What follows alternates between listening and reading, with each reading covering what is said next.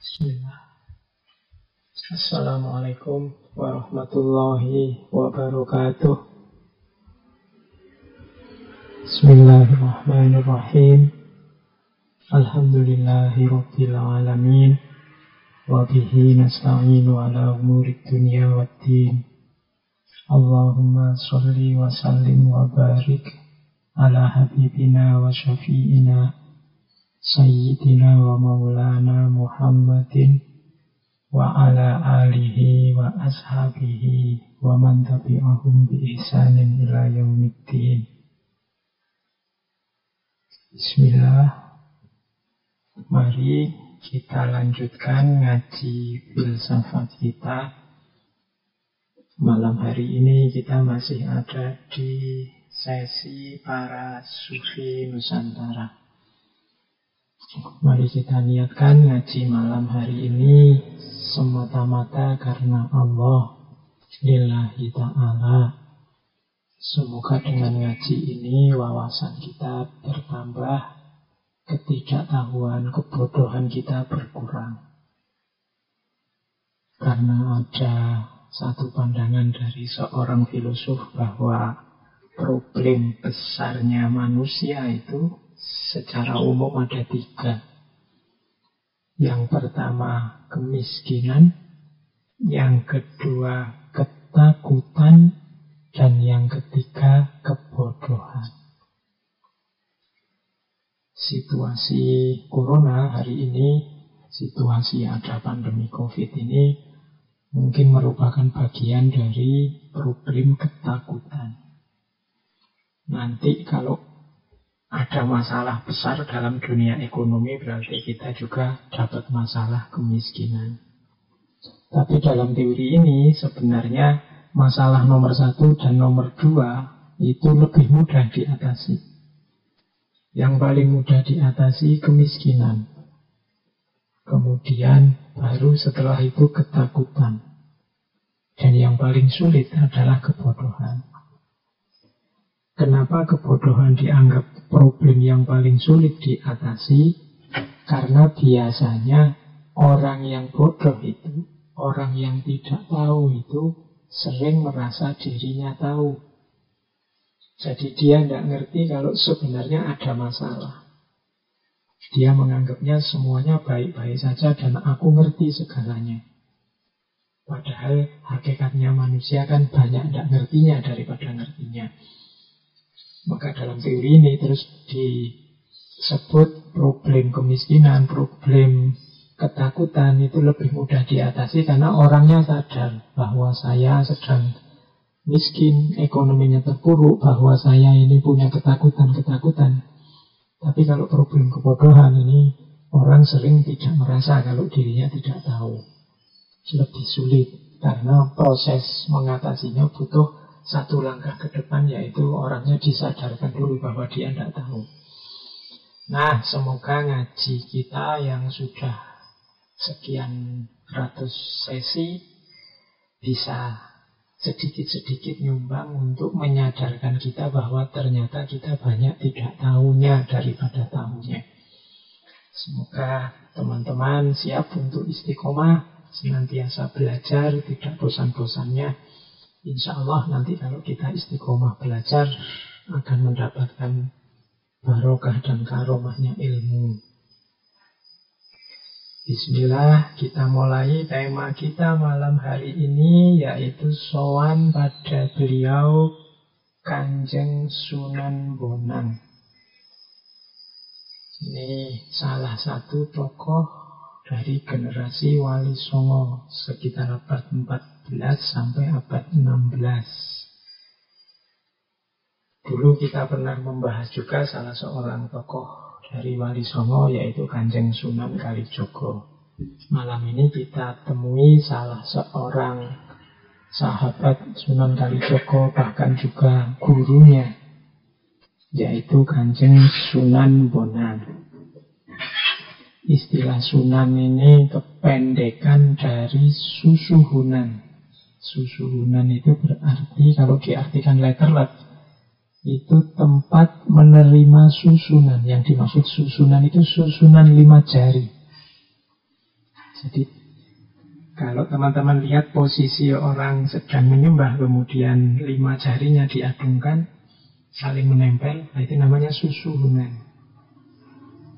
Kalau lihat emojinya, emotikonnya WA yang teman-teman sering ngasih gambar telapak tangan 2 nempel, nah itu sebenarnya posisi susuhunan. Biasanya diberikan pada orang yang sangat dihormati. Susuhunan kemudian disingkat jadi sunan. Meskipun ada juga yang bilang bahwa sunan itu dari bahasa Arab, jamaknya sunnah itu sunan. Berarti beliau-beliau para wali ini adalah orang-orang yang gemar dan cinta menjalankan sunnah-sunnah dalam agama. Ya monggo, yang disetujui yang mana, tapi yang jelas para wali ini punya jasa yang sangat besar bagi masyarakat Nusantara. Kalau Wali Songo ya khususnya di Pulau Jawa, karena dalam jangka waktu 2-3 abad mereka bisa memasukkan Islam di hampir 80% wilayah Jawa. Oke. Ya meskipun hari ini kan ada juga orang-orang yang setengahnya meragukan apa ya beneran ada Wali Songo. Kalau para walinya pasti ada, peninggalannya banyak, makam-makamnya di mana-mana. Tapi nanti tafsir terhadap satu lembaga atau satu institusi yang dikenal dengan nama Wali Songo ini macam-macam. Silahkan teman-teman cari di buku-buku, ada tentang perdebatan makna Wali Songo. Ada yang bilang Songo itu ya angka, berarti ada semacam dewan wali yang jumlahnya 9. Yang nanti ini kalau ada salah satu meninggal ya diganti wali yang lain. Dewan ini punya misi khusus, punya tugas khusus. Ada yang bilang Songo itu istilah sebenarnya dari bahasa Buddha, Sangha. Ada yang bilang Songo itu dari bahasa Arab, Sana, yang artinya mulia. Jadi Wali Songo itu wali-wali yang dimuliakan. Oke, kita malam ini tidak membahas kontroversi itu. Yang jelas mereka adalah orang-orang mulia yang jasanya sangat besar.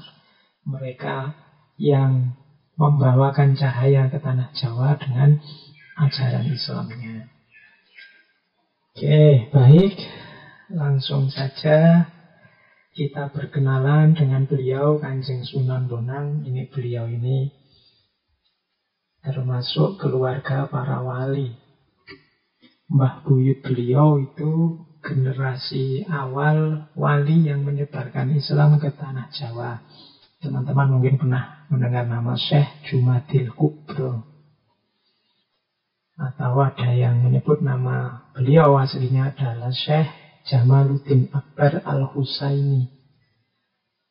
Ini seorang ulama besar yang berasal dari Samarkand.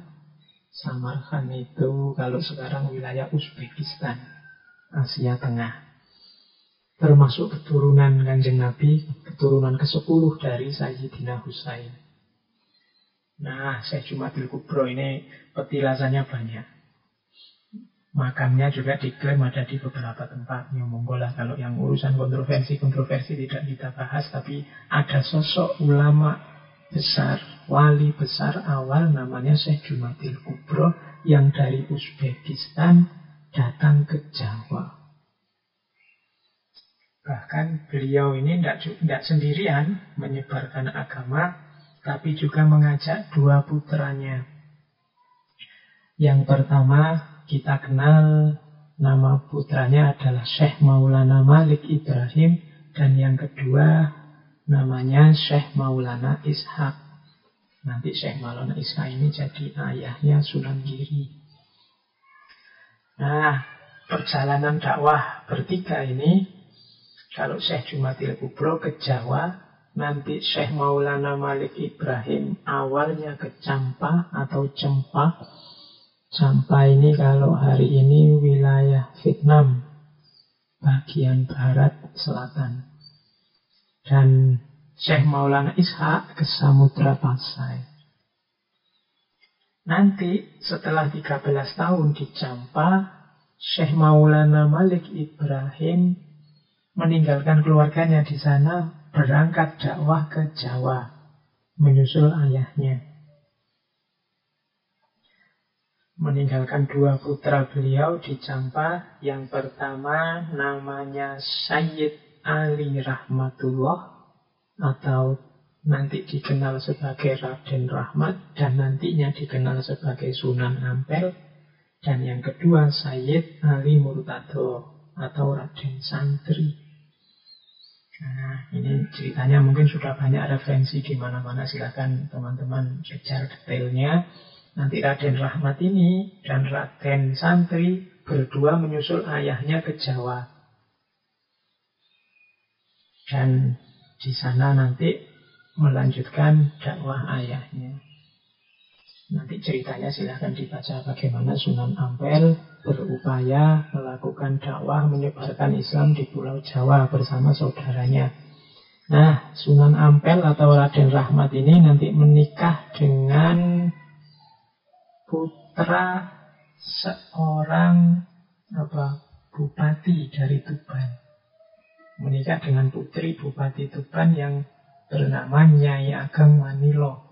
Nyai Ageng Manilo ini nanti dinikahi oleh Sunan Ampel dan berputra 4. Nah, Sunan Bonang ini putra kedua. Yang pertama perempuan, yang kedua Sunan Bonang, yang nama asli beliau yaitu Raden Makhdum Ibrahim. Lahir sekitar tahun 1465. Dan nanti dikenal sebagai Sunan Bonang. Adik beliau, Raden Syarifuddin, nanti dikenal sebagai Sunan Derajat. Dan yang keempat perempuan. Nah, ini dari sisi kekeluargaan, memang dari awalnya memang dari keluarga wali-wali para penyebar Islam. Oke, kita fokus ke Kanjeng Sunan Bonang dulu. Nanti wali-wali yang lain semoga ada waktu. Semoga nanti kita bisa ngaji juga. Meskipun ya nanti kita selang-seling juga dengan tema-tema yang lain. Kanjeng Sunan Bonang ini dikenal sebagai Sunan Bonang karena nanti di akhir hidup beliau mendirikan pesantren di daerah atau di Desa Bonang. Desa Bonang ini letaknya dekat dengan Rembang, dekat dengan Lasem. Jadi provinsi perbatasan antara Jawa Tengah dan Jawa Timur sekarang. Meskipun ya nama beliau sebenarnya banyak julukannya. Kalau teman-teman menjelajahi suluk-suluk yang ditulis oleh Kanjeng Sunan Bonang itu kadang beliau menyebut diri Ratu Wahdat, kadang Sultan Khalifah, kadang pakai nama Ibrahim Asmoro dan lain-lain. Bahkan nanti ada satu juga gelar beliau yang dikenal dengan nama Sunan Wadat Hanyokrowati. Ini nama ini unik karena ada kata-kata wadat. Wadat itu kalau dalam bahasa Jawa artinya tidak menikah. Dan memang Kanjeng Sunan Bonang tidak menikah sampai akhir hayat. Lebih fokus pada ilmu dan ngomong umat. Sehingga beliau mendapat gelar Sunan Wadat Hanyokrowati. Nah, dari sisi keilmuan, Sunan Bonang ini belajar tentunya pertama-tama dari ayahanda beliau sendiri, Sunan Ampel. Nah, waktu belajar pada Sunan Ampel ini beliau sak kelas, kalau pakai bahasa hari ini satu kelas dengan Sunan Giri, satu kelas dengan Raden Patah, dan juga Raden Kusen. Nanti melanjutkan studi ke Pasai, ke Samudra Pasai. Jadi rencananya beliau ini mau naik haji bareng Raden Paku Sunan Giri. Cuma transit dulu di Samudra Pasai. Dan di sana beliau berguru pada ayahnya Raden Paku, Syekh Maulana Ishaq. Ini berarti termasuk guru beliau. Ini cerita kunjungan Sunan Bonang ke Malaka, ke Maulana Ishaq ini nanti dicantumkan di naskah Sulalatus Salatin yang isinya sejarah Melayu. Nah, nantinya ini semacam biografi beliau. Sepulang dari berguru, sepulang dari Mekah, Sunan Bonang ini ditugaskan oleh ayahanda beliau untuk berdakwah ke Kediri. Nanti beliau tinggal di desa Singkal, tinggal di masjid di sana, daerah Ndoho, Kediri. Nah, cerita yang populer sekali tentang upaya dakwah Sunan Bonang di Kediri ini bisa dibaca di salah satu babat namanya Babat Ndoho. Jadi Babat Ndoho itu isinya antara lain kisah bagaimana perjuangan Sunan Bonang untuk mengislamkan Kediri dan sekitarnya. Di situ banyak cerita-cerita tentang kanuragan, tentang kesaktian, melawan masyarakat di sana yang resisten dan macam-macam ada ceritanya. Ada cerita yang terkenal sekali di antara karomahnya Sunan Bonang itu bisa mengubah aliran sungai. Jadi beliau bisa ngatur aliran sungai ini mengalir kemana. Kalau ada orang dirayu, dituntun untuk masuk Islam, kemudian kekurangan air, bisa dialirkan, aliran sungai berantas bisa mengalir ke tempat mereka dan seterusnya. Itu salah satu contoh karomahnya beliau. Bahkan di Kediri saat itu berkembang, kalau hari ini mungkin namanya aliran sesat. Jadi salah satu ajaran ilmu hitam dalam tanda petik yang dikenal dengan nama Pancamakara Puja. Ini dari aliran namanya Bhairawa Tantra. Ini aliran ini populer saat itu dan Sunan Bonang harus berhadapan dengan tokoh-tokoh dari aliran ini. Nanti ada yang namanya Buto Locoyo, ada yang namanya Nyai Pluncing. Itu kalau silahkan dibaca di Babat Doho. Dari sini nanti muncul ritual yang hari ini dikenal namanya kenduren. Kenduri atau selamatan. Jadi ritualnya Bhairawa Tantra yang namanya Pancamakara Puja ini jadi dilakukan biasanya malam-malam, ngumpul bareng-bareng melingkar, kemudian melakukan ritual yang dikenal dengan nama Molimo. Molimo itu yaitu Mamso, Matsyo, Modo, Maituno, dan Mudra. Mamso itu daging, Matsyo itu ikan, Modo itu mabuk, Maituno itu bersetubuh, bersenggama, Mudra itu meditasi. Jadi aliran ini punya pandangan nafsu itu harus dituntaskan, dipenuhi sampai beres, baru orang bisa masuk ke ranah spiritual. Cuma asumsi ini dijalankan dengan vulgar. Jadi dalam ritual itu kemudian bersama-sama makan daging, bersama-sama makan ikan. Oh, ini kan nafsu makannya dipenuhi, pokoknya sampai kenyang sekenyang-kenyangnya. Kemudian mabuk, minum-minum sampai mabuk. Bahkan kemudian saat mabuk melakukan persetubuhan massal, persenggamaan massal, maituno tadi.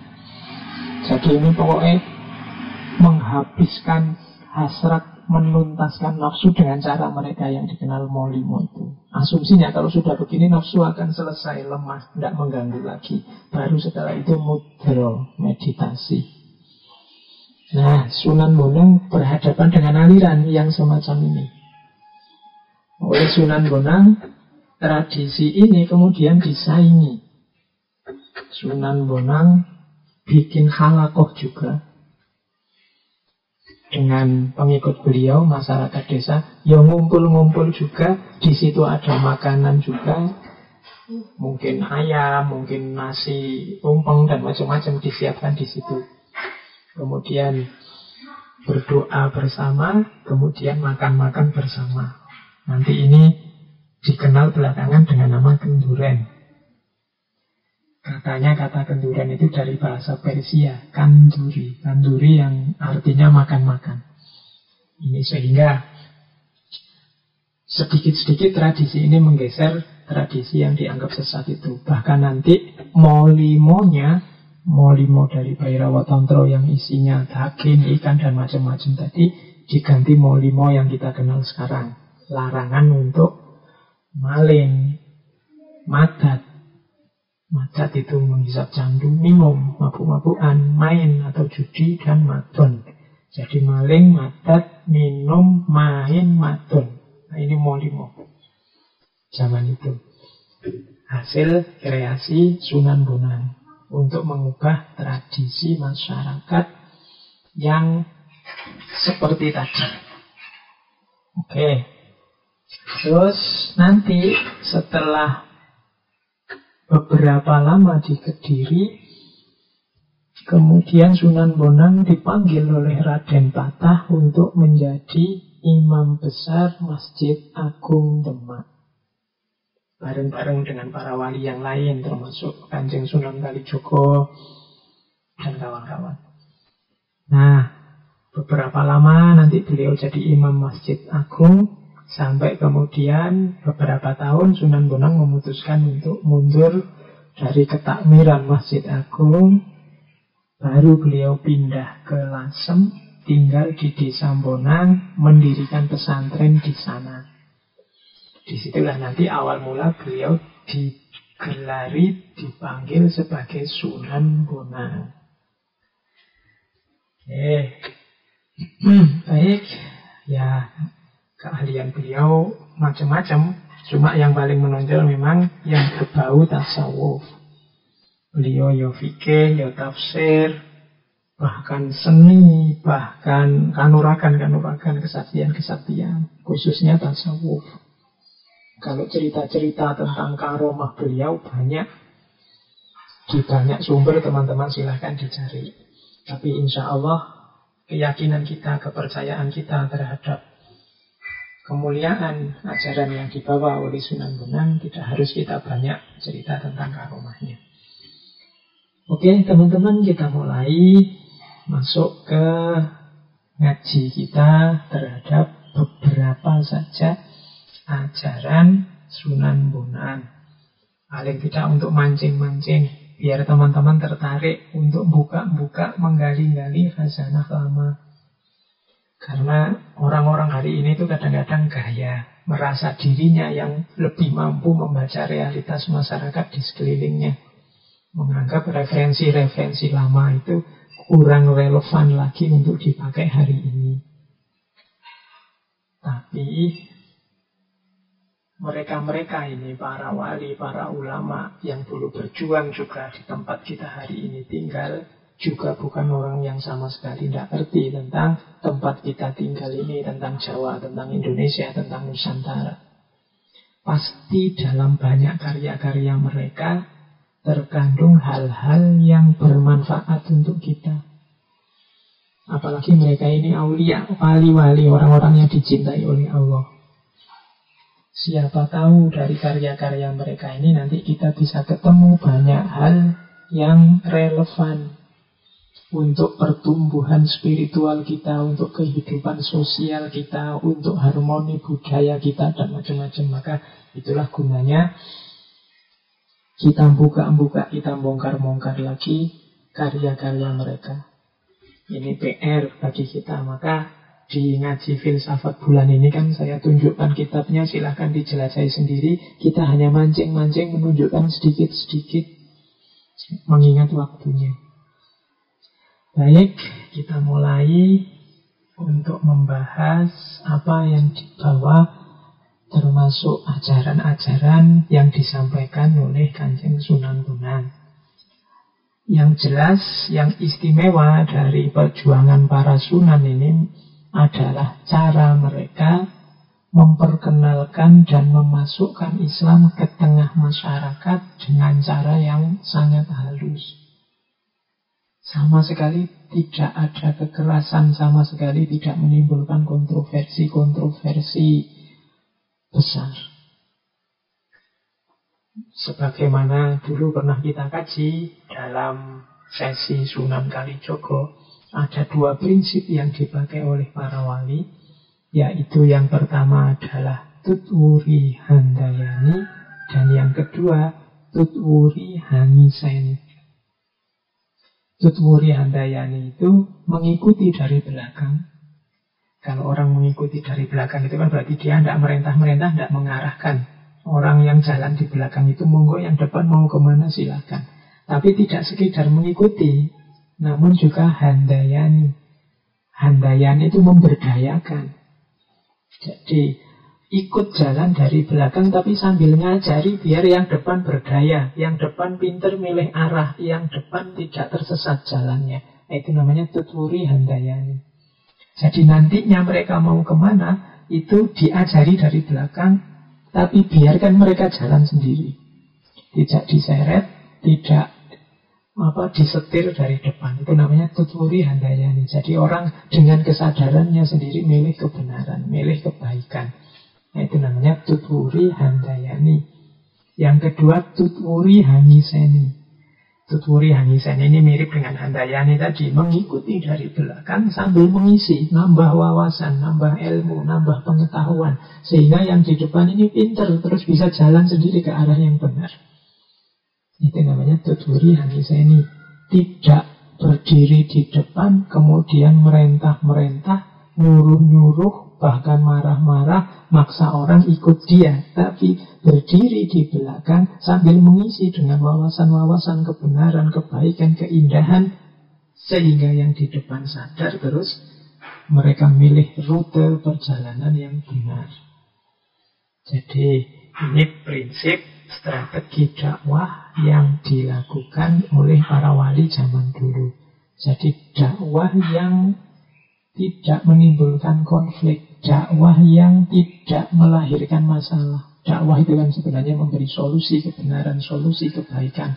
Jangan sampai dakwah kita malah melahirkan problem baru. Kalau pakai bahasa pepatah ya, mengambil airnya, mengambil ikannya, tapi jangan sampai keruh airnya. Itu strategi dakwah yang kedua. Nah, untuk melakukan ini, para wali banyak menggunakan media seni. Seni ini kan lebih halus. Seni ini kan lebih mudah masuk ke tengah masyarakat. Ya kalau zaman dulu seni ini gamelan, wayang, dan lain-lain. Ya monggo hari ini kalau memang dibutuhkan mode dakwah semacam ini, ya teman-teman harus menguasai seninya. Kalau dulu medianya gamelan, mungkin sekarang ya media ini film, sinetron, YouTube, Instagram, dan macam-macam. Monggo gunakan itu untuk yang positif sebagai wadah. Kalau zaman dulu para wali ya pakai wayang, pakai tembang, pakai suluk, gamelan. Bahkan nanti ada satu gamelan alat musik yang hasil karya Sunan Bonang yang nanti dikenal dengan nama Bonang. Alat musik gamelan yang namanya Bonang ini bentuknya seperti gong yang kecil itu nanti. Cara mainnya dipukul. Bonang ini kalau zaman dulu manfaatnya besar. Biasanya untuk mengumpulkan orang, ada pengumuman dari pemerintah macam-macam. Terus orangnya muter-muter desa sambil mukul bonang ini tadi. Media untuk mengumumkan sesuatu, untuk menerangkan sesuatu zaman dulu. Dan bagian juga dari musik gamelan yang mengiringi wayang. Kalau di wayang tidak bisa panjang kalau dijelaskan bagaimana dahsyatnya para wali menggunakan media wayang. Wayang itu di India tidak ada, meskipun ceritanya basicnya dari India, pertempuran antara Kurawa dan Pandawa, tapi para wali memodifikasi cerita itu sesuai dengan visi dan misi yang mereka bawa.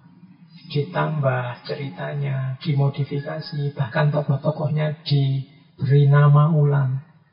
Bahkan ditambah tokoh-tokoh, misalnya ditambahi Punokawan, kemudian ditambah tokoh-tokoh yang kalau dalam cerita India tidak ada. Dikenal juga cerita namanya cerita carangan. Ini Sunan Kalijogo, Sunan Bonang, dan kawan-kawan punya kreasi carangan. Carangan itu di pakem Mahabharatanya tidak ada. Misalnya cerita tentang, kalau dulu Sunan Kalijogo ada Dewa Ruci. Kemudian masih ada cerita tentang Petruk dadi ratu, masih ada cerita Layang Kalimosodo, ada cerita Semar Barang Jantur, ada cerita Begawan Ciptoning, ada cerita Wahyu Widawiyat, macam-macam hasil kreasi para wali. Termasuk tokoh-tokoh tambahan, para Punokawan tadi, Gareng, Petruk, Bagong, Semar. Oh ini, hari ini banyak buku-buku yang membahas tentang sufisme dalam wayang. Yang nanti ditafsir, misalnya Gareng, Petruk, Bagong, Semar itu sebenarnya simbol dari kondisi jiwa manusia. Gareng ini simbolnya nafas yang amarah, Petruk simbolnya nafas yang lawamah, Bagong simbolnya nafas yang mulhamah, sufiyah, dan Semar ini simbolnya nafas yang mutmainah. Ada yang nafsir Punokawan ini sebenarnya simbol dari suluk. Makanya namanya Gareng. Gareng itu diambil dari korin, nala korin. Nala korin itu dapat teman. Ini mungkin tafsir dari Amar Ma'ruf, mengajak yang baik, mencari teman. Kemudian Petruk. Petruk dipandang sebagai simbol dari kata-kata fatruk masiwallah. Tinggalkan semua yang bukan Allah, semua yang tidak sesuai ajarannya. Mungkin setara dengan konsep nahi mungkar.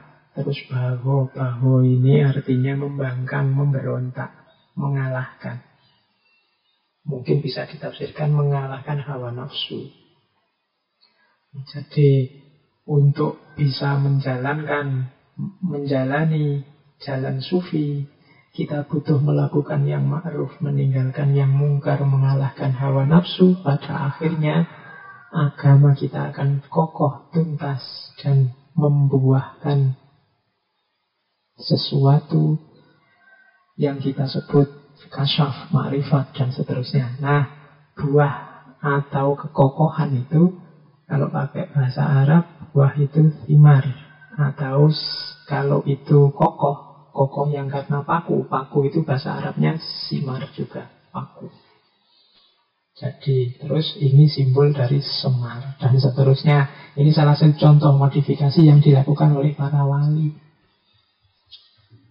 Semoga khazanah-khazanah semacam ini tidak hilang, tidak dilupakan oleh generasi masa kini.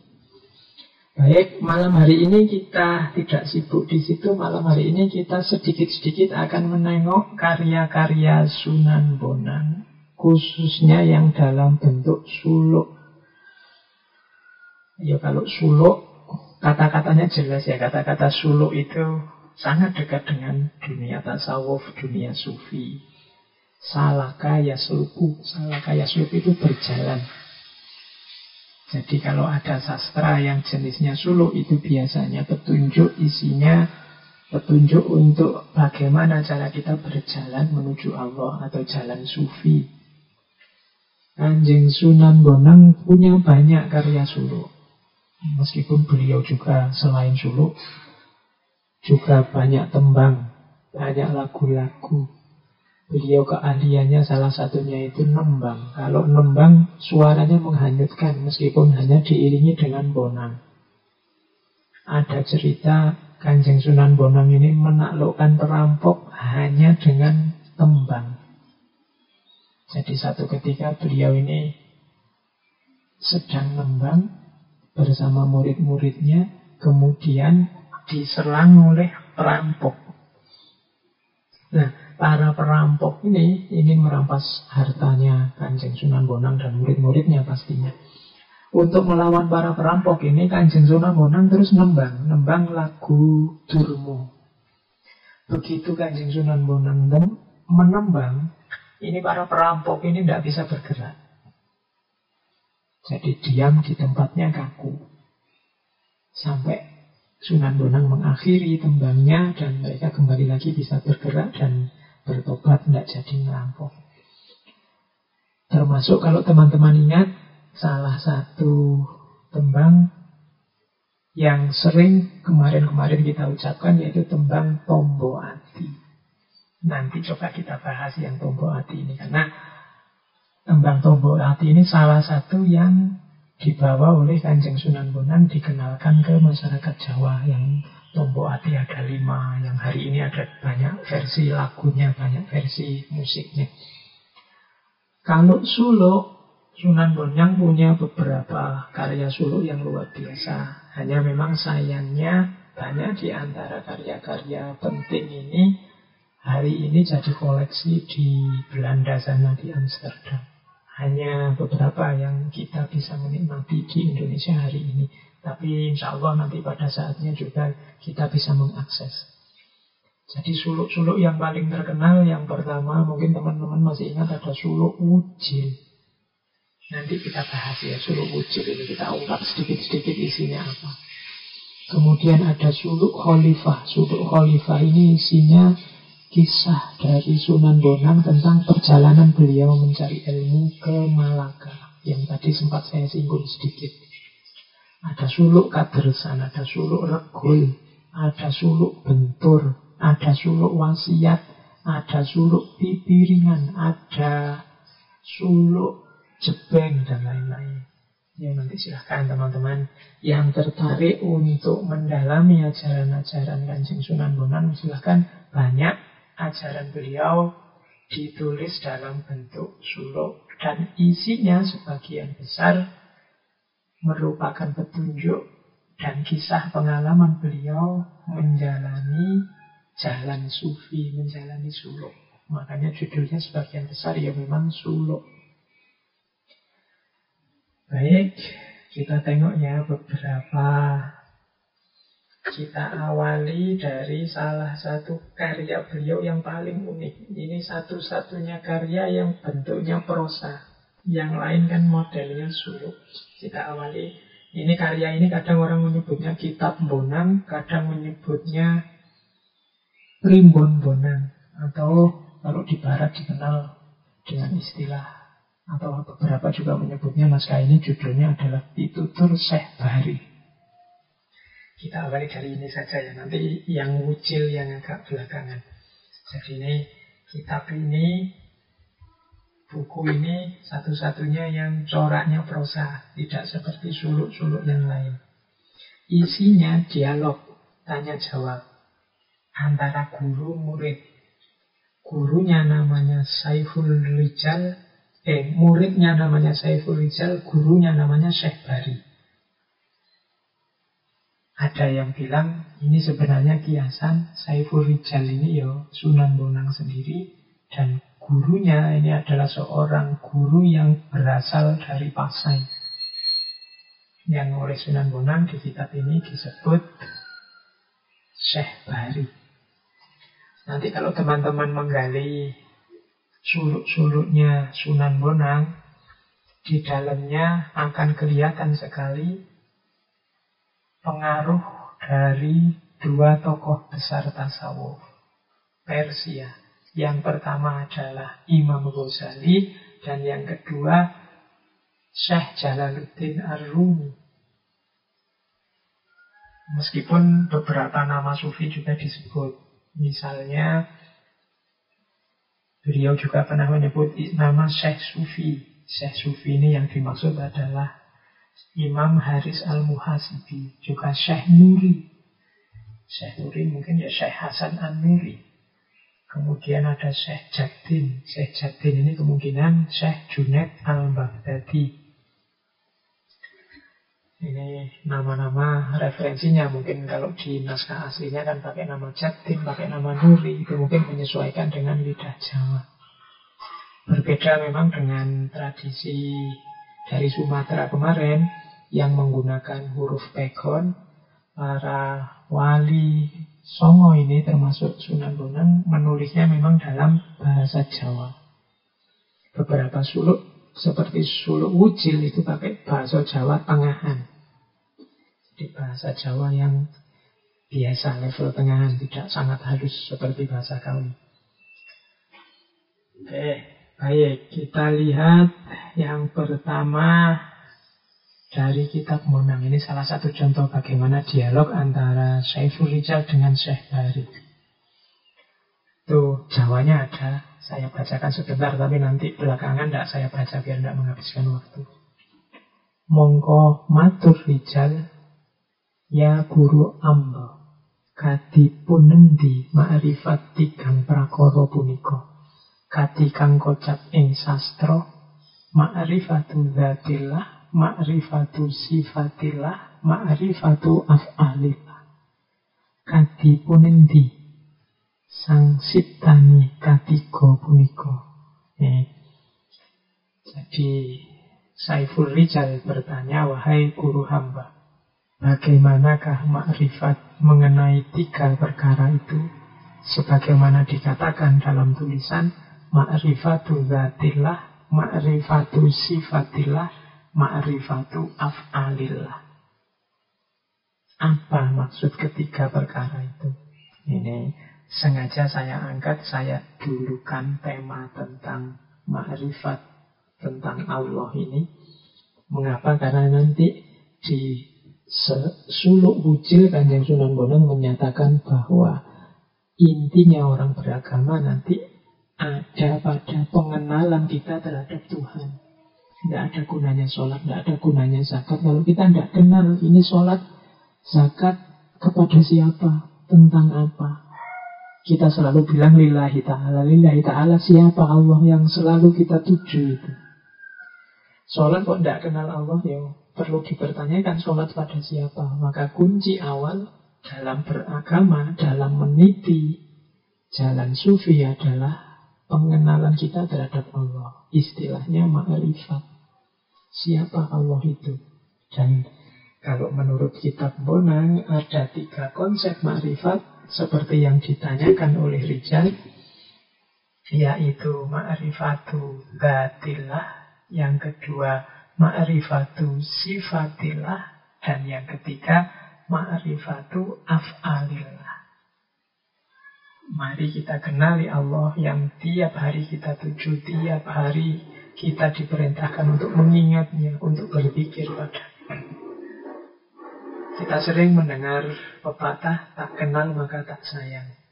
Kemarin-kemarin kita berambisi sekali untuk cinta pada Allah. Ya bagaimana kita bisa cinta kalau kenal saja tidak? Maka langkah pertama adalah mengenalnya. Dan kalau mengikuti Primbon Bonang ini, mengenal Allah itu ada 3 aspeknya, yaitu mengenali zatnya, mengenali sifatnya, dan yang ketiga mengenali af'alnya. Syekh Bari lalu menjawab, wahai Rijal, arti ma'rifatu dzatillah adalah ketahuilah wujud Allah yang maha luhur itu tunggal, tiada sekutu baginya. Dia mempunyai sifat sedia, langgeng, kekal, maha suci, tidak berjisim, tanpa arah, tidak bercampur, hadir tapi tidak terlihat. Wujudnya langgeng dan maha suci dalam cintanya kepada dirinya. Wujudnya langgeng dalam kerajaannya dan tidak berubah dalam keindahannya. Jadi Allah dari sisi zat itu yang jelas, yang pertama wujud. Kemudian ya kalau dari sifat 20 ya kidam, kemudian bako, dan seterusnya. Maha suci, tidak berjisim, tidak punya arah, tidak bercampur, tanpa arah, tidak bercampur, tidak terlihat. Susah menjelaskan zatnya Allah, maka biasanya menggunakan term tidak. Ini terjemahan dari laisa kamislihi syai'un.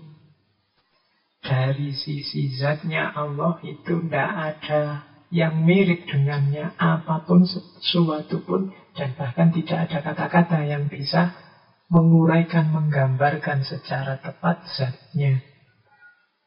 Cukup kita imani saja bahwa ada yang maha wujud, maha suci, maha langgeng, yang kita sebut Allah.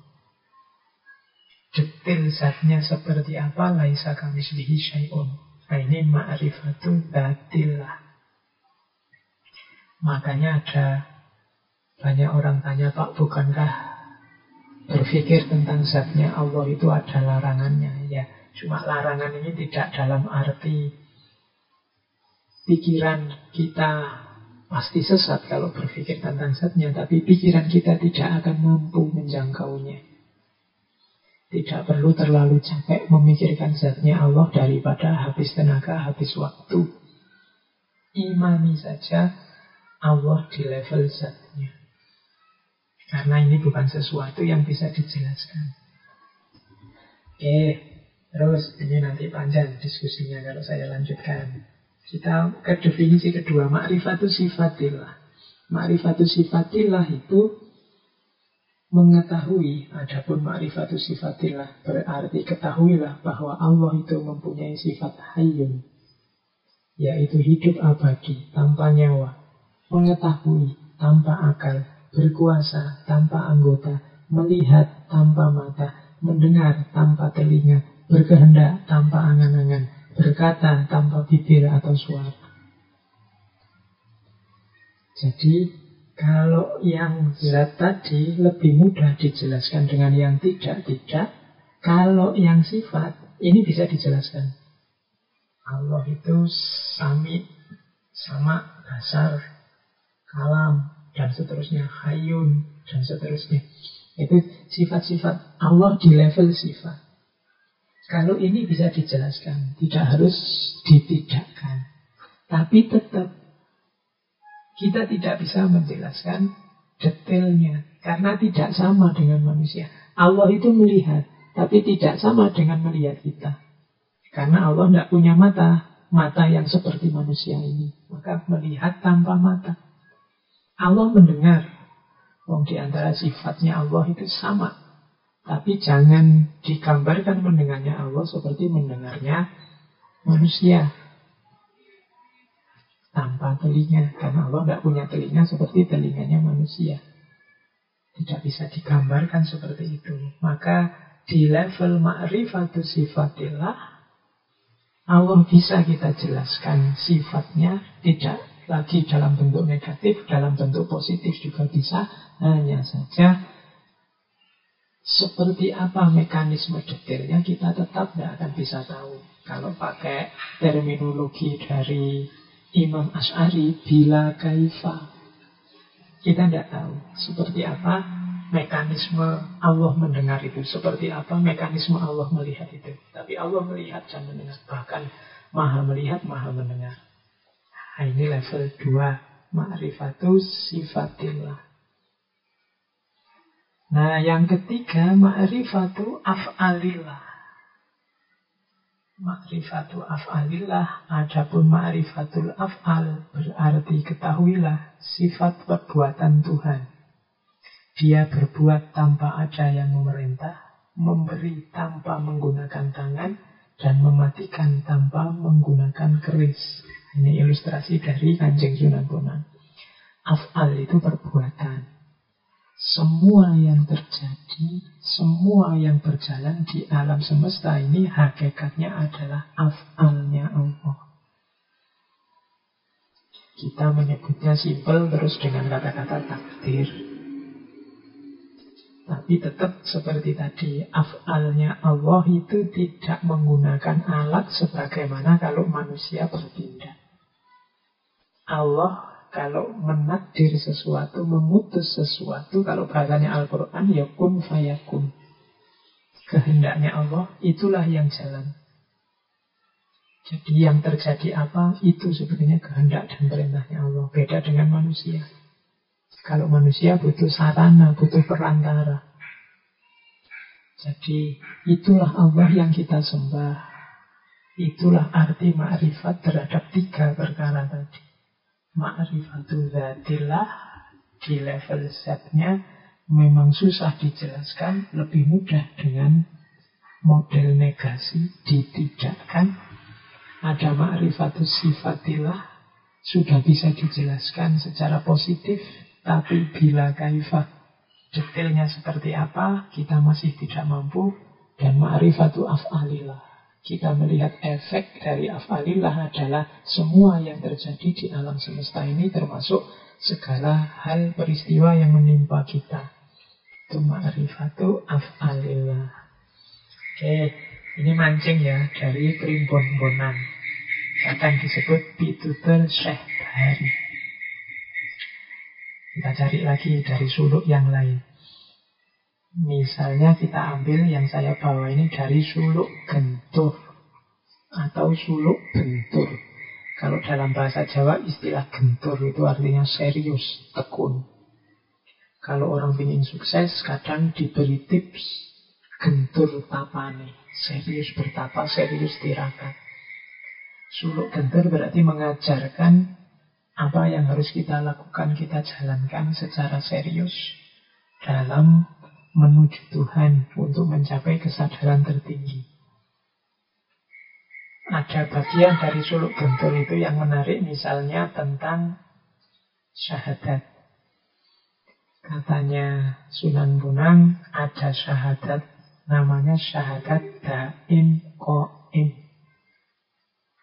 Jadi yang dilakukan oleh penempuh jalan sufi, orang yang melakukan suluk, itu yang dituntut sebenarnya tidak hanya syahadat lewat mulut, tapi syahadat daim qaim. Nanti syahadat ini ada 3. Syahadat daim qaim ini syahadat yang kesaksian yang dilakukan tidak dengan mulut, tapi dengan gerak-gerik jasmania.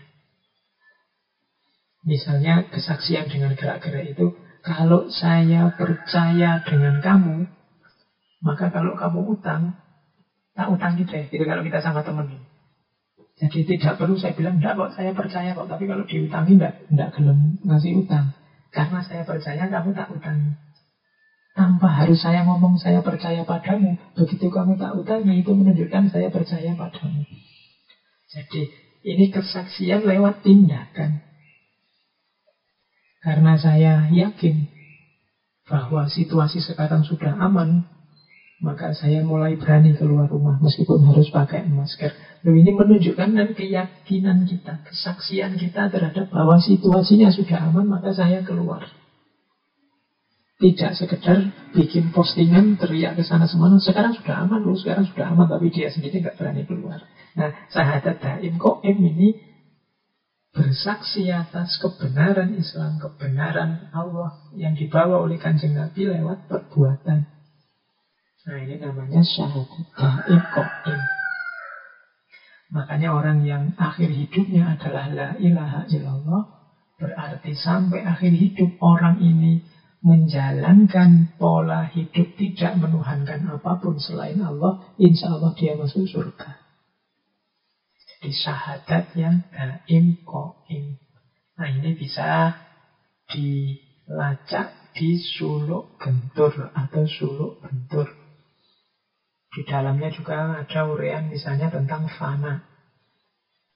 Ini yang kemarin belajar Syekh Siti Jenar, Al-Hallaj dan kawan-kawan itu kan banyak mode-mode uraian tentang fana.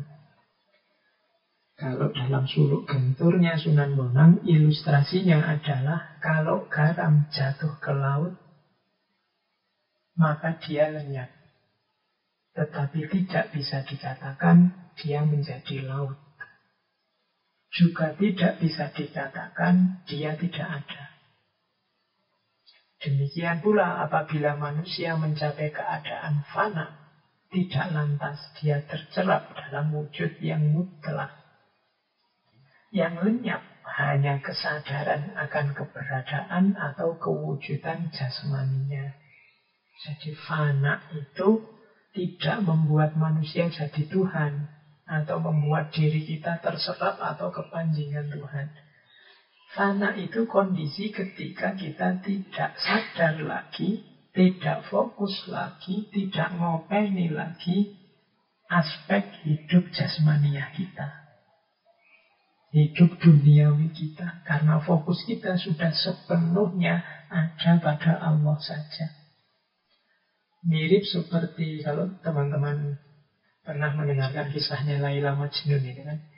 Yang dialami oleh Majnun di hadapan Laila adalah kondisi ketika fana. Ketika Majnun melupakan hakikat dirinya sendiri karena dirinya sudah penuh dengan Laila. Jadi orang fana itu ketika pikirannya, hatinya, fokus mentalnya, semua batinnya hanya Allah saja. Maka keberadaan dirinya terlupakan. Dirinya yang sedang sengsara, dirinya yang sedang kelaparan, dirinya yang sedang menderita sakit apa, tidak jadi perhatian, karena perhatiannya hanya Allah saja. Ini penjelasan dari Kanjeng Sunan Bonang tentang situasi fana. Tidak bisa diartikan fana itu manusianya jadi Tuhan. Atau manusianya hilang, yang ada tinggal Tuhan. Nah, jadi tidak kondisi sumum, juga tidak kondisi lenyap. Hanya saja kesadarannya yang teralihkan dari kesadaran manusia ke kesadaran tentang Tuhan. Penjelasan semacam ini bisa nanti digali dari suluk bentur. Nanti di suluk bentur juga melanjutkan tentang syahadat. Tadi dijelaskan ada 3 macam syahadat. Yang pertama ada syahadat mutawilah. Yang kedua ada syahadat mutawassithah. Yang ketiga ada syahadat mutakhirah. Ini di suluk bentur.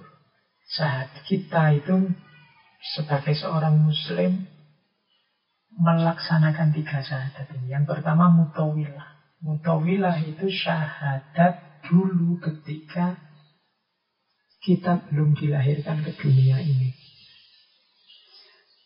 Silahkan teman-teman dibuka ayat Al-Quran yang bunyinya alastu birabbikum qalu bala syahidna.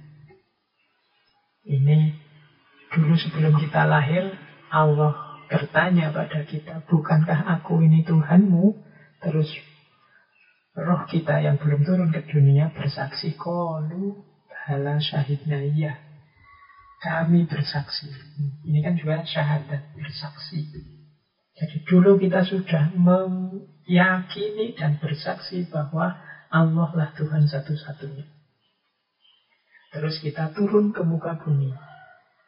Kita dilahirkan. Nah, saat lahir, begitu mampu berpikir, punya kesadaran, masuk ke syahadat yang mutawassithah. Kita mendeklarasikan diri, asyhadu an la ilaha illallah wa asyhadu anna muhammadar rasulullah. Nah, ini syahadat yang mutawassithah.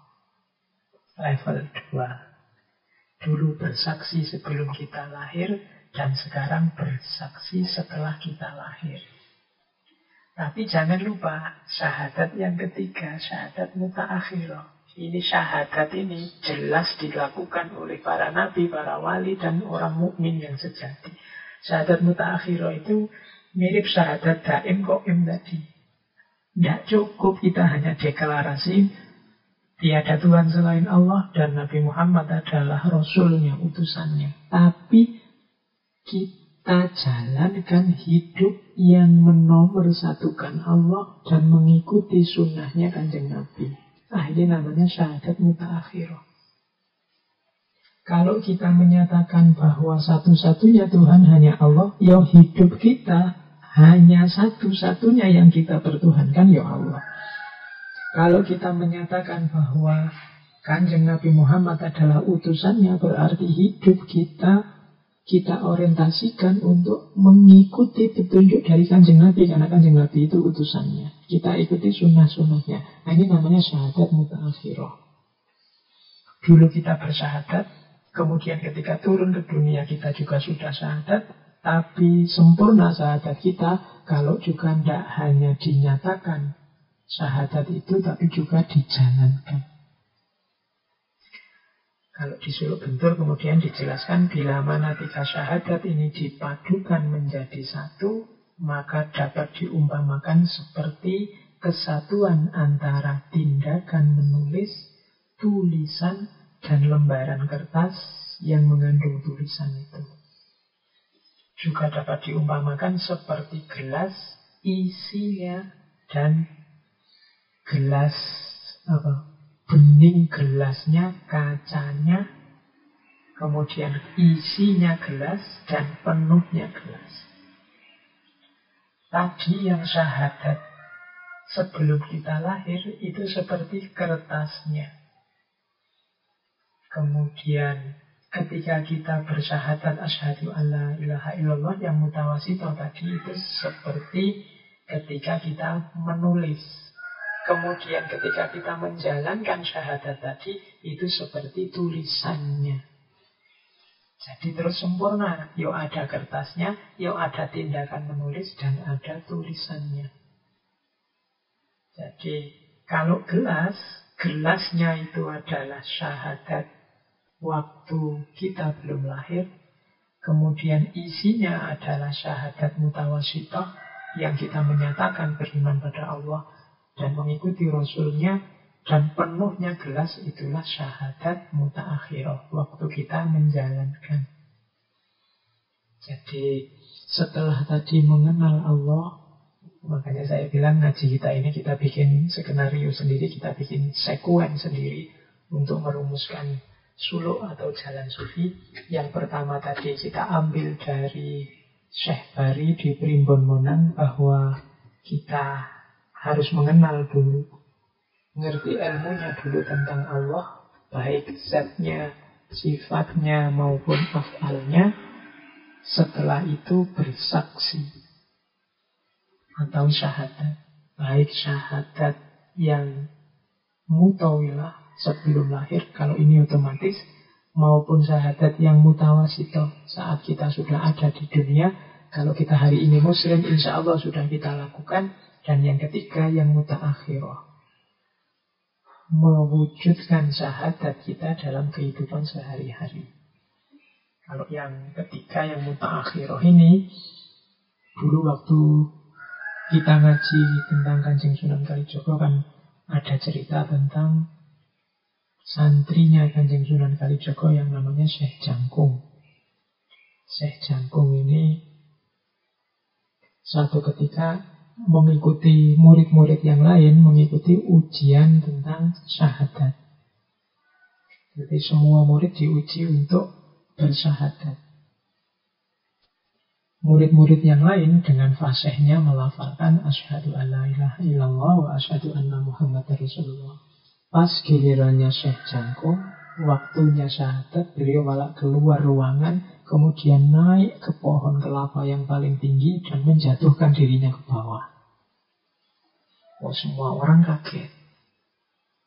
Begitu sampai di bawah, ditanya oleh Kanjeng Sunan, "Loh, kamu disuruh bersyahadat saja kok malah loncat dari pohon kelapa yang paling tinggi?" Katanya Syekh Jangkung, "Ya inilah syahadat saya. Inilah kesaksian saya, keyakinan saya bahwa Allah adalah penguasa alam semesta, bahwa Allah lah yang menentukan segalanya, Allah lah yang memegang nyawaku, menentukan hidup matiku, dan inilah buktinya." Itu jenis syahadat mutaakhirah. Ya, meskipun teman-teman tidak harus jajal seperti ini, itu makom kita tidak sama dengan Syekh Jangkung. Tapi yang jelas, mari kita tunjukkan dalam kehidupan kita sehari-hari bahwa hidup kita ini modenya adalah satu-satunya yang kita posisikan sebagai Tuhan adalah Allah, dan yang kita ikuti adalah Kanjeng Nabi Rasulullah. Berarti hidup kita sudah bersyahadat, tidak sekedar mengucapkan syahadat. Oke, jadi setelah ma'rifat, kemudian syahadat, setelah itu ganti suluk. Kita mulai berjalan. Kita ambil dari suluk wergul. Dari suluk wergul kita bisa belajar, misalnya ada ajaran, itu saya kutip beberapa. Yang pertama, manusia harus bisa membaca dan berkaca, yang akan menjadikannya tidak mudah mencela dan menelisik kelemahan orang lain. Dan jangan meremehkan orang lain yang hidupnya serba sederhana dan tampak sengsara. Ini mulai ada teknik-teknik untuk membersihkan diri, untuk menata jiwa, mulai berjalan. Jadi setelah tahu arah kita adalah ke Allah, setelah bersaksi syahadat tentang Allah, kita mulai jalan. Yang pertama dari suluk wergul kita diajari hidup ini kuncinya pada kemampuan kita membaca dan berkaca. Membaca itu berarti memahami lingkungan sekeliling kita. Berkaca itu berarti membaca diri kita sendiri yang ada di dalam diri kita. Nama lainnya muhasabah atau introspeksi. Kenapa harus membaca dan berkaca? Karena kalau membaca saja, hanya melihat keluar saja, bisa jadi kita tidak sadar diri kita juga punya kelemahan, punya kekurangan, kekeliruan sebagaimana yang ada di sekeliling kita. Makanya di situ kalimatnya, berkaca yang dapat menjadikan diri kita tidak mudah mencela dan menelisik kelemahan orang lain. Orang itu kalau muhasabahnya kuat, dia bisa membaca sampai titik-titik paling kecil kelemahan, kekurangan, dosa-dosa yang dia tumpuk. Maka harusnya kalau sudah seperti ini, lidahnya berat, tangan kakinya berat untuk mencela, merendahkan orang lain, karena dia sadar kerendahan dirinya sendiri. Banyak orang yang cerdas sekali membaca lingkungan sekelilingnya, menunjuk secara tepat salahmu di mana, kelirunya orang ini di mana, jeleknya ustadz ini di mana, sesatnya orang ini di mana, selalu keluar. Orang yang mudah sekali menunjuk keluar mungkin kurang membaca ke dalam, sehingga lidahnya begitu ringan menunjuk orang lain. Kalau dia sadar betapa titik-titik gelap dalam dirinya sangat banyak menumpuk, mungkin dia berat untuk dengan ringan menunjuk kesalahannya orang lain. Jalan sufi yang pertama dari Suluk Wabul, Kanjeng Sunan Bonang menasihati kita itu. Ya, membaca keluar penting, tapi berkaca ke dalam juga penting. Jadi membaca dan berkaca, mengkaji, ngaji, tapi sekaligus juga muhasabah. Oke, nasihat pertama. Nasihat yang kedua, manusia hendaklah selalu berjalan sepanjang jalan kejujuran. Apa yang diucapkan dan yang dilakukan harus selaras dengan suara hati. Dengan cara demikian, manusia akan mendapatkan terang batin dan petunjuk dari Tuhan. Nasihat yang kedua, jujur. Jujur ini kelihatannya sederhana. Kita sering mengartikan jujur itu sekedar dengan definisi objektif. Kalau A ya diomongkan A, kalau B ya diomongkan B. Tapi sayangnya objektif itu sering kita pakai keluar untuk orang lain, untuk lingkungan kita. Padahal yang lebih penting adalah kejujuran dalam hati, lewat suara hati tentang diri kita sendiri. Jadi biar batin kita terang, yang pertama-tama apa? Jujurlah tentang batinmu sendiri, keinginanmu, hasratmu, hatimu. Kalau teman-teman mengikuti kajian-kajian kemarin-kemarin, termasuk Imam Ghazali dan para sufi yang lain, kan diteorikan bahwa hati yang terang adalah kunci dari jalan sufi, kuncinya suluk. Kapan hati ini terang? Ya kalau bersih dari kotoran-kotoran. Maka kejujuran kita tentang kotoran-kotoran kita ini nanti akan jadi kunci kesadaran kita untuk membersihkan kotoran-kotoran ini. Jadi didiklah dirimu untuk jujur bahkan terhadap dirimu sendiri. Kalau jelek ya ngomong aku jelek, aku salah, aku kemarin keliru. Mataku tak pakai lihat yang jelek-jelek, yang maksiat-maksiat. Telingaku sudah mendengar yang gak beres. Mulutku sudah mengucapkan yang tidak seharusnya. Jempolku sudah memposting yang mungkin itu menyakiti yang lain. Ini kejujuran-kejujuran terhadap diri. Kalau sudah ngerti, bersihkan ini segera. Karena kuncinya terangnya batin kita itu bersihnya hati. Kalau dia sudah terang, maka petunjuk dari Tuhan akan mudah masuk. Kalau tidak, petunjuk-petunjuk Tuhan yang datang akan kita baca dengan versi gelap tadi. Inilah mengapa kadang-kadang banyak orang yang harusnya ilmunya tinggi. Dia pinter ngaji, dia wawasannya luas. Tapi ilmu ini keluarnya malah merusak. Ilmu ini keluarnya malah bikin mudarat, bikin bahaya di mana-mana. Kenapa? Karena alat bacanya gelap. Maka yang kedua, kalau sudah muhasabah, Berarti apa? Jujurlah, bersihkan kekotoran dalam dirimu. Oke, itu nasihat jalan sufi yang kedua dari Suluk Urgul. Yang ketiga adalah kalimatnya, kalau manusia berhasrat untuk mengawali laku hidup yang baru, hendaklah selalu bertanya kepada orang-orang yang paham dan tuntas ilmu pengetahuannya. Dengan demikian, laku hidup yang dijalankan tidak akan tersesat. Nah, yang ketiga, Kanjeng Sunan Bonang menyarankan kita, tadi kan kita disuruh membaca, kita disuruh berkaca, kita disuruh jujur dan membersihkan batin. Cuma ini sesuatu yang tidak sederhana dan tidak mudah. Tadi di depan saya bilang, penyakit yang paling susah disembuhkan itu kebodohan, ketidaktahuan, karena banyak orang tidak tahu yang merasa tahu. Nah, mungkin juga kita sudah siap bermuhasabah, kita merenungi diri. Kita juga ingin jujur terhadap diri kita. Tapi karena kapasitas kita terbatas, akhirnya kita tidak mampu. Introspeksi sudah, tapi tidak ketemu kotorannya.